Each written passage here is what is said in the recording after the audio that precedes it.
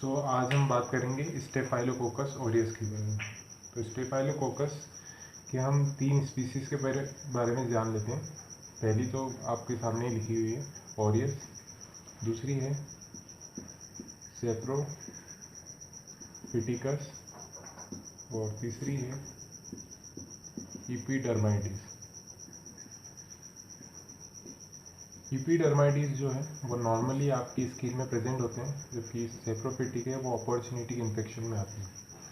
अब हम स्टेफाइलोकोकस के वर्ड को डिफाइन करते हैं। स्टेफाइलो का मतलब होता है ग्रेप्स लाइक, और कोकस का मतलब आप खुद जानते ही हो, इट्स डिनोट कोकाई या राउंड शेप। तो स्टेफाइलोकोकस ऑरियस जो होते हैं वो ग्रेप लाइक बंडल्स में अरेंज होते हैं और सर्कुलर होते हैं, मीन कोकाई होते हैं। तो 3 स्पीसीज़ के बारे में, और इन तीनों में से आज हम डिस्कस करेंगे स्टेफाइलोकोकस ऑरियस के बारे में।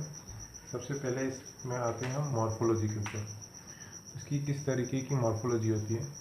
तो स्टेफाइलोकोकस जो है वो ग्राम पॉजिटिव होता है, नॉन मोटाइल होता है और नॉन स्पोरिंग होता है। इसके कोई स्पोर नहीं बनते और मोटाइल नहीं होता है और ग्राम पॉजिटिव होता है। फिर आते हैं हम कल्चर पे। तो कल्चर आप न्यूट्रिएंट आकार में कर सकते हैं, ब्लड आकार में कर सकते हैं, या फिर मेकंग के आकार में कर सकते हैं। क्योंकि ये लैक्टोज फर्मेंटिंग होता है, इसीलिए मेकंग के आकार में पिंक कलर आपको प्रोवाइड करेगा। वहीं अगर हम इसके लिए सिलेक्टिव मीडिया प्रोवाइड करें तो उसमें आप डाल सकते हैं 8 to 10% NaCl, और बाकी जो बैक्टीरिया हैं वो यहाँ पे किल्ड हो जाएंगे, जबकि स्टेफाइलोकोकस ऑरियस है वो 8 to 10% NaCl में भी ग्रो करेगा। फिर हम आते हैं इसकी बायोकेमिकल रिएक्शंस के ऊपर। तो ये कैटलिस्ट पॉजिटिव होता है, मैनिटोल को फर्मेंट करता है। अगर हम बात करें मैनिटोल फर्मेंटेशन की, तो ये मैनिटोल फर्मेंटेशन यूज़ होता है डिफ्रेंशिएट करने के लिए बिटवीन ऑरियस एंड इपीडर्माइटिस। इपीडर्माइटिस है जो मैनिटोल नेगेटिव और पॉजिटिव रिएक्शन देगा, मीन मैनिटोल को फर्मेंट करेगा ऑरियस। इसके बाद हम बात करते हैं रेजिस्टेंस के बारे में। इसकी रेजिस्टेंस की अगर बात करें तो सारे नॉन स्पोरिंग बैक्टीरिया के ग्रुप में ये सबसे ज़्यादा रेजिस्टिव होते हैं। और ये करें तो ड्राई पस में भी ये स्टेफाइलोकोकस 2 to 3 मंथ तक सर्वाइव कर सकता है। फिर आते हैं इसके एंटीजेनिक स्ट्रक्चर के बारे में। तो कौन से ऐसे जो बैक्टीरिया के स्ट्रक्चर है जो हमारे इम्यून सिस्टम को एक्टिवेट करेंगे, तो वो है इसका कैप्सूल, इसकी peptidoglycan, cell wall, teichoic acid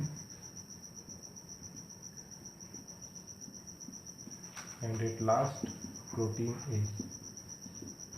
और साथ ही हम बात करें अगर प्रोटीन ए की, तो ये FC कंपोनेंट से बाइंड होता है IgG के, जिसके कारण फेगोसाइटोसिस ये रोक देता है। Then we come on next heading, that is toxins and enzyme। Toxin कौन कौन से रिलीज करता है ये बैक्टीरिया। फर्स्ट आता है हीमोलाइसिन, जो कि हीमोलिसिस कराता है, इन RBC का ब्रेकडाउन कराता है। सेकेंड आता है ल्यूकोसाइडिन, जो कि WBC का ब्रेकडाउन कराता है। थर्ड आता है enterotoxin. Enterotoxin is responsible for food poisoning. Enterotoxin जो रिलीज होता है, जो इंटेस्टाइन में जो टॉक्सिन रिलीज होता है वो कॉज कराता है फूड पॉइजनिंग। चौथा आता है टॉक्सिक शॉक सिंड्रोम टॉक्सिन, जो कि टॉक्सिक शॉक सिंड्रोम कराता है। फिर नेक्स्ट आता है एक्सफोलिएटिव टॉक्सिन्स, जो कि स्किन में टॉक्सिक इफेक्ट प्रोड्यूस करता है, इसलिए इसे एक्सफोलिएटिंग टॉक्सिन्स कहा जाता है। Then we come on enzymes.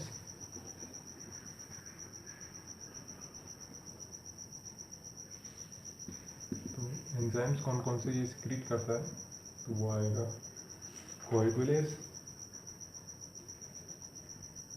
फोस्फेटेज and at last deoxyribonuclease. Then we come on pathogenesis. Staphylococcus aureus जो है वो कौन कौन सी डिजीजेस करवाता है, तो हम सीरीज वाइज से चलेंगे। सबसे पहले आएंगे क्यूटेनियस इन्फेक्शंस में, जैसे कि पॉस्ट्यूल है, बॉयल वगैरह है जो वो इन्फेक्शन करवाता है। Then we come on deep infections. Deep infections की बात करें तो हम सारे जो इन्फ्लामेटरी कंडीशन हैं हमारे बॉडी के, जैसे पेरेंजाइटिस है और जो भी इन्फ्लामेटरी कंडीशन है वो सारे डीप इन्फेक्शन आएंगे। नेक्स्ट है फूड पॉइजनिंग। अभी हमने बात करी थी इंटेरोटॉक्सिन जो कि फूड पॉइजनिंग करवाता है, तो enterotoxin is responsible for food poisoning. Then nosocomial infection और एक्वायर्ड इन हॉस्पिटल से आपको जो एक्वायर्ड डिजीजेज होती है वो। देन स्किन में अभी हमने टॉक्सिन देखा है, एक्सफोलिएटिव टॉक्सिन। देन आता है टॉक्सिक शॉक सिंड्रोम, जिसका टॉक्सिन भी हम पढ़ चुके हैं, toxic shock syndrome toxin. Then at last we come on antibiotic sensitivity. Antibiotic कौन कौन सी सेंसिटिव है स्टेफाइलोकोकस ऑरियस के लिए और कौन सी जो है इसमें रेजिस्टेंट होती है। First we discuss about penicillin. सबसे पहले जब पेनिसिलिन का इंट्रोडक्शन हुआ था मेडिकल में, तब स्टेफाइलोकोकस ऑरियस इसके लिए रेजिस्टेंट नहीं था, बट आज हम बात करें तो ये पेनिसिलिन के लिए रेजिस्टेंस है। और जो पेनिसिलिन रेजिस्टेंट बैक्टीरिया है वो मेथिसिलिन के लिए रेजिस्टेंट नहीं है, but at present situation methicillin resistant staphylococcus aureus भी प्रेजेंट है और वो ट्रीट होते हैं वेंकोमाइसिन से। बट एज द डे पास, जैसे जैसे दिन पास होते जा रहे, वेंकोमाइसिन के रेजिस्टेंट बैक्टीरिया भी हमें देखने को मिल रहे हैं, तो इसके बारे में हम बाद में बात करेंगे वेंकोमाइसिन किसी नेक्स्ट वीडियो में। So thank you for watching this video and don't forget to like and subscribe this channel. Thank you.